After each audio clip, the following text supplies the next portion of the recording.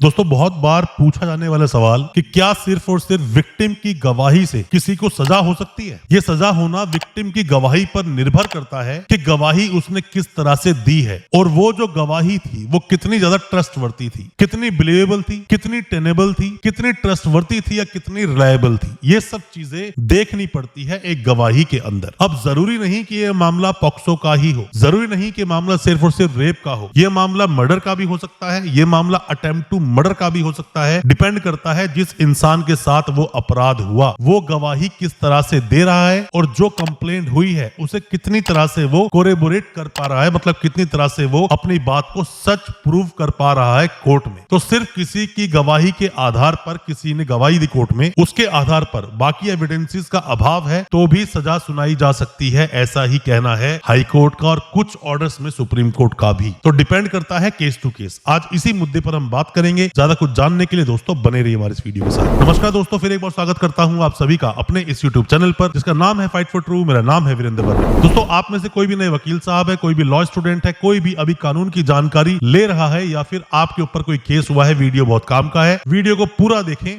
ताकि और अच्छी जानकारी आपको मिल सके। दोस्तों होता क्या है, कोई भी केस मान लीजिए किसी ने भी दर्ज करवाया, कोई रेप की पीड़ित है, कोई रेप की पीड़ित है, उसने जाके केस दर्ज करवाया, उसने अपनी गवाही दी, उसने अपनी स्टेटमेंट दी जाके पुलिस स्टेशन में जो स्टेटमेंट दी गई उसके आधार पर ही वो एफआईआर लॉन्च हो जाती है। एफआईआर लॉन्च होने के बाद में केस की प्रोसीडिंग को आगे बढ़ाया जाता है। जितने भी मामले सीरियस नेचर के आते हैं उनमें आते ही जो कंप्लेनेंट अपनी एफआईआर लिखवाने के लिए आया, एफआईआर लिखनी ही चाहिए। जो पहले विशाखा वाला जजमेंट आया था जिस पर मैंने वीडियो बनाई थी उसको आप देख लेना, तो उसमें लिखा है, उसमें बताया गया है कोई भी मामले बहुत सीरियस नेचर के आते हैं और सामने कंप्लेनेंट अपनी एफआईआर या कंप्लेंट देने के लिए आता है तो उसकी एफआईआर लॉन्च करनी चाहिए, एफआईआर को लिखना चाहिए। अब दोस्तों डिपेंड करता है जो स्टेटमेंट दी गई पुलिस स्टेशन में उस पे हम कितना भरोसा करें या कितना भरोसा किया जा सकता है। आप फिल्मों में अक्सर देखते हैं कि रेप केस के अंदर वकील साहब ऐसे ऐसे घुमा घुमा के सवाल पूछते हैं और इतने ज्यादा बदतमीजी सवाल पूछते हैं कि सामने वाला बिल्कुल ही शर्मा जाता है, घबरा जाता है और कोर्ट को छोड़कर भागने की कोशिश करता है। दोस्तों ऐसा कोर्टों में नहीं होता क्योंकि सामने वाले को आप किसी भी तरह से उसका जो कैरेक्टर असैसिनेट नहीं किया जा सकता। कैरेक्टर असैसिनेशन अगर किसी का हो रहा है तो वो एक खुद में कंटेम्प्ट है। ऐसे सवाल फिल्मों में आपने देखे होंगे पर रियलिटी में इतने ज्यादा भद्दे सवाल नहीं पूछे जाते हैं रेप केसेस के अंदर। अगर मान लीजिए पॉक्सो की पीड़िता है, कोई बच्चा है, बच्चे की उम्र बेशक से वो 13-14 साल का बच्चा है। अब बच्चे ने कंप्लेंट लिखवाई कि इन अंकल ने, इन पड़ोस के अंकल ने या मेरे किसी भी सगे संबंधी जानकार ने मेरे साथ में रेप किया, मतलब छेड़छाड़ की या कोई भी वो अपराध हो सकता है जिससे कि वो पॉक्सो में लैंड कर जाए। अगर ऐसा हुआ है तो बच्चे ने जो गवाही दी या बच्चे ने जो स्टेटमेंट दी थी पुलिस वालों को उस पर कितना ज्यादा भरोसा किया जा सकता है। एक एक बात क्या कनेक्ट हो पा रही है। मान लो बच्चे ने बोला कि उस वक्त ये अंकल मेरे घर पे आए, मैं अकेली थी और मेरी मम्मी काम पर गई थी, 3 घंटे के लिए वो बाहर थी। ये अंकल आए, इन्होंने मेरे साथ में ऐसा ऐसा किया, बच्चे का मेडिकल हुआ, मेडिकल में भी वो चीज आ गई। या फिर साथ में ही पड़ोसियों ने ही बोला कि अंदर से हमें आवाजें आई। या फिर बच्चे ने इतना ठोक कर गवाही दी, इतना क्लियर कट एक एक बात को क्लियर कर दिया कि जिसके ऊपर डाउट करना तो अब बिल्कुल भी बनता ही नहीं। वैसे भी जब पॉक्सो केस के अंदर क्रॉस किया जाता है तो क्रॉस करना इतना आसान नहीं है क्योंकि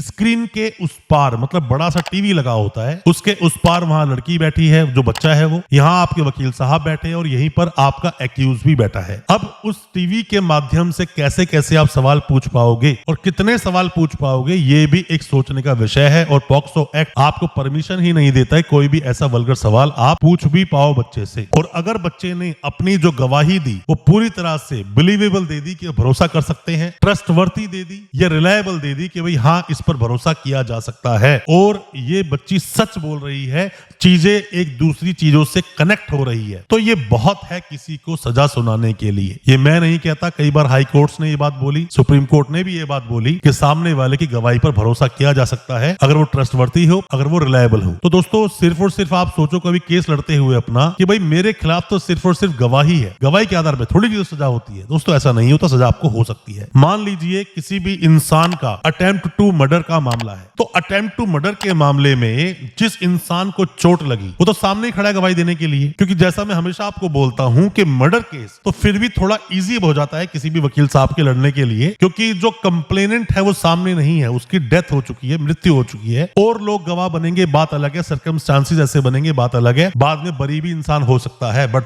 अटेम्प्ट टू मर्डर में तो सामने वाला गवाही दे रहा होता है सामने खड़ा होकर, इस आदमी ने ऐसे मुझे चाकू मारा और बस वो चाकू थोड़ा सा रह गया, बच गया, या तो फिर मुझे चीरता हुआ निकल जाता और मैं मर जाता। इस आदमी ने गंडासे से मेरे पर वार किया, गंडासा मुझ तक लग नहीं पाया, मैं नीचे बैठ गया, वरना मेरी गर्दन ही उड़ जाती। इस आदमी ने मेरी तरफ गोली मारी, वो तो एकदम से किसी चीज का बीच में रुकाव हो गया कि गोली मुझे नहीं लगी, वरना लगती तो मैं मर जाता। इस आदमी ने मुझे गोली मारी जो कि कनपट्टी छूते हुए गोली निकल गई, वरना तो मेरे गोली लग जाती सर में और मैं मर जाता। ये सब चीजें जब एक अटेम्प्ट टू मर्डर के अंदर जब कोई इंसान गवाही देता है तो इस गवाही पर भरोसा किया जा सकता है। गवाही देने के लिए इसीलिए मैं हमेशा बोलता हूं, जब भी आप गवाही देने कोर्ट में जा रहे हैं, कुछ बातों का विशेष रूप से ध्यान रखना चाहिए। उस पर भी मैंने वीडियो बनाई है, उस वीडियो को आप देखें। आपके साथ अगर अन्याय हुआ है, आपके साथ अगर जुर्म हुआ है, आपके साथ किसी ने भी ऐसा अमानवीय व्यवहार किया है, तो आप कंप्लेंट भी करें, अच्छे से गवाही भी दें। सामने वाले को सिर्फ आपकी गवाही के दम पर भी सजा कराई जा सकती है। आपके वकील साहब बताएंगे गवाही आपको कैसे देनी है। तो ये नहीं